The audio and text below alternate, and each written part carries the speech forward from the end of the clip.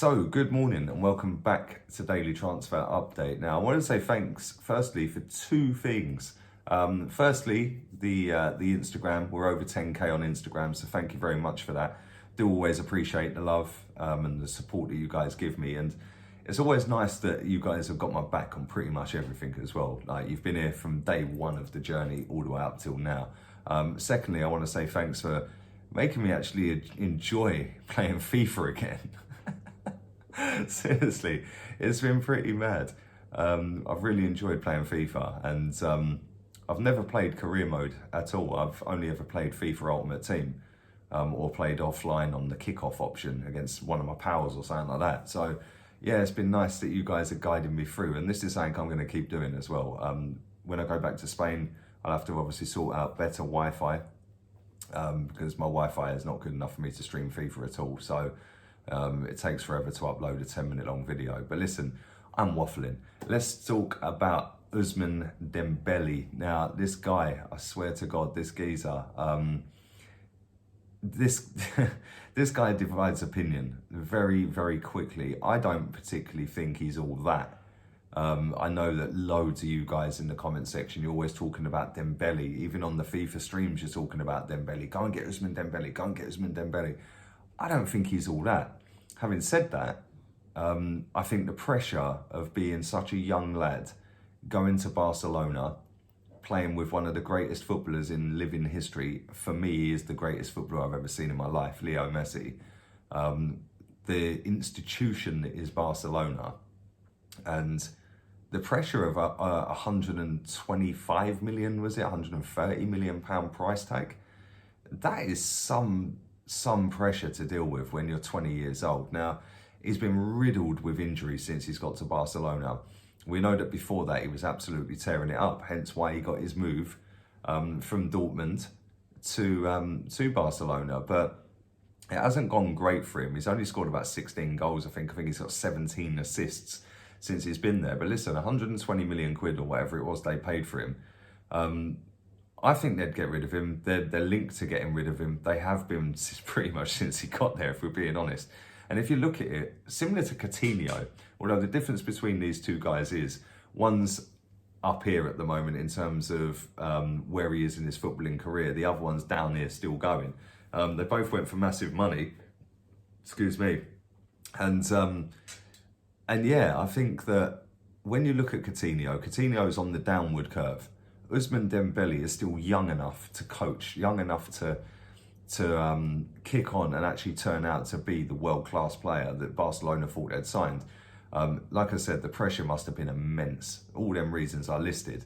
Can he leave Barcelona and go on and actually do it somewhere else? Is that going to be Arsenal? Now, all the reports coming out of Spain right now suggest that Arsenal is the club that he is going to when he leaves in the summer. Now, obviously, we know the football's up in the air at the moment.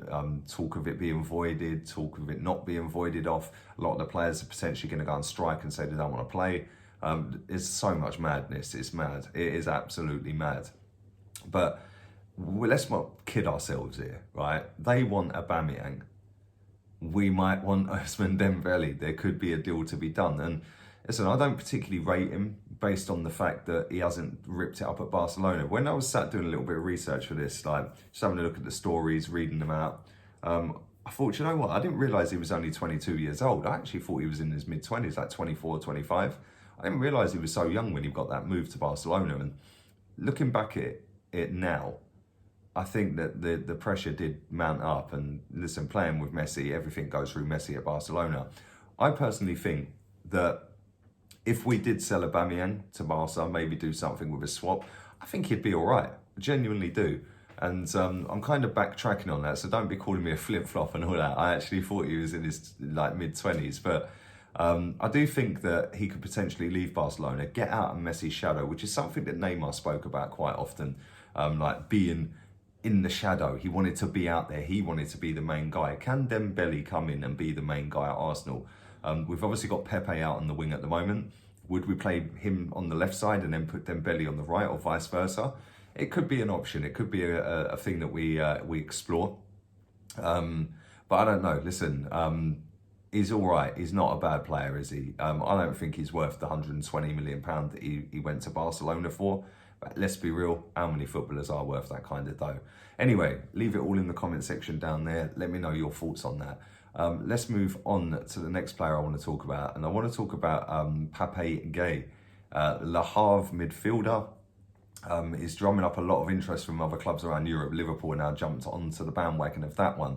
Now, he plays in the second tier of French football, and that's obviously where we got Matteo Guendouzi from, a lower down French team. This could be a masterstroke. It genuinely could. There's a lot of people likening him to N'Golo Kante and saying that he could kick on, he could be the next Kante.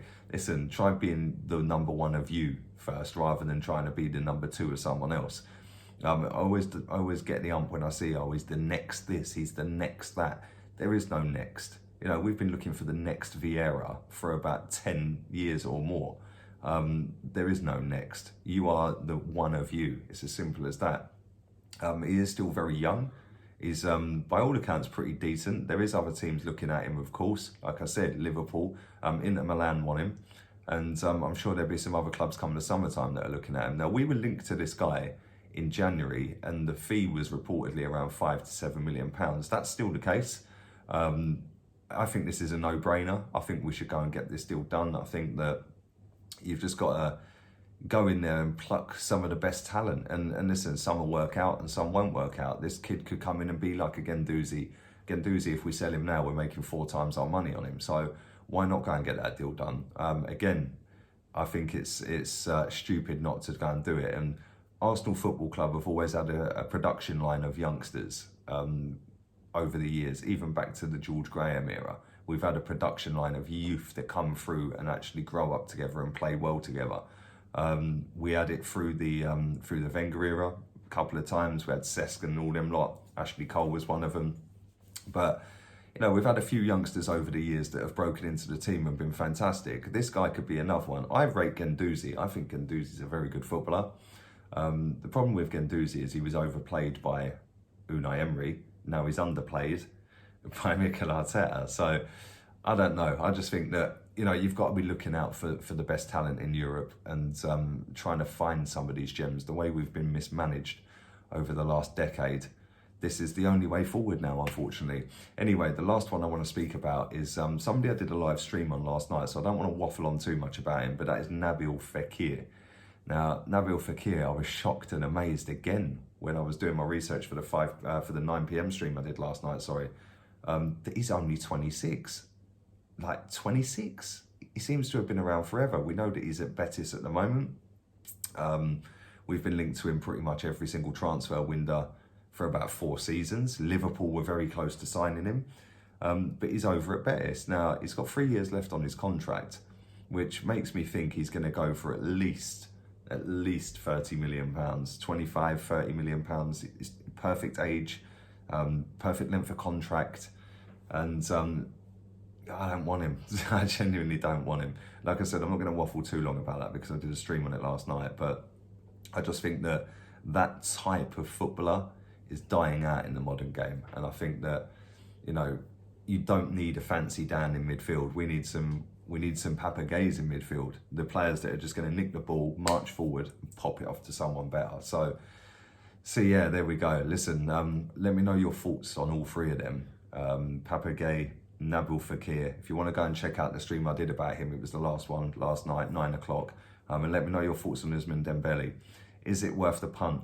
Because listen, it might not be a swap for Aubameyang. It might just be cash, and he's going to cost a lot of money. Is it worth the punt? Again, let me know in the comment section. Don't forget, I will be back a little bit later on today, about 11:30, 11:30-ish with the Premier League transfer updates. Keep your eyes peeled for that one. And then I'll be FIFA streaming again, baby. We're going to make Arsenal great again. So listen, all have a wonderful Saturday, whatever it is you're doing. And come and join in on all the streams and videos that I've got going today. I'll be back again later on tonight after the stream as well. So yeah, keep your eyes peeled for that, and have a wonderful Saturday. I'm out of here. Laters, peeps.